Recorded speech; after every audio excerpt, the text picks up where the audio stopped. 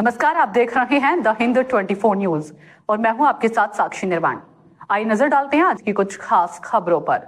सरोवर नगरी नैनीताल के DSP college के 20वें दीक्षांत समारोह में भारत की राष्ट्रपति द्रौपदी मुर्मू ने बतौर मुख्य अतिथि प्रतिभाग किया।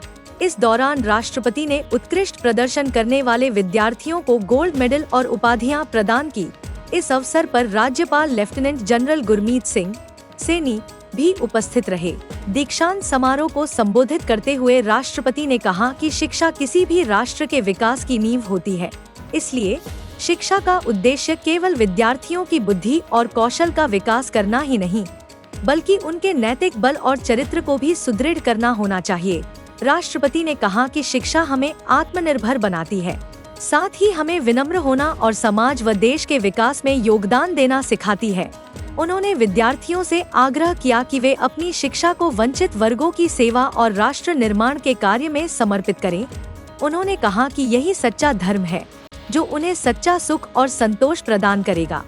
राष्ट्रपति ने कहा कि भारतीय अर्थव्यवस्था विश्व की सबसे तेजी से विकसित होती प्रमुख अर्थव्यवस्थाओं में से एक है।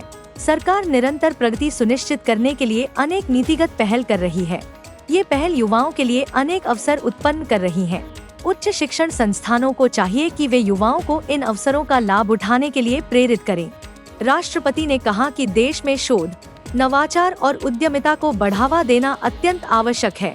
उन्हें यह जानकर प्रसन्नता हुई कि कुमाऊं विश्वविद्यालय शिक्षा, अनुसंधान और नवाचार में उत्कृष्टता के प्रति समर्पित है।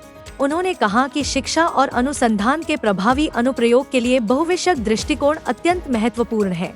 उन्हें विश्वास है कि विश्वविद्यालय इस दिशा में निरंतर अग्रसर रहेगा। राष्ट्रपति ने कहा कि हिमालय अपनी जीवनदायिनी संपदाओं के लिए जाना जाता है। इन संसाधनों का संरक्षण और संवर्धन हम सभी की सामूहिक जिम्मेदारी है। उन्हें यह जानकर प्रसन्नता हुई कि कुमाऊं विश्वविद्यालय पर्यावरण संरक्षण के क्षेत्र में जागरूक प्रयास कर रहा है। देखते रहिए द हिंद 24 न्यूज।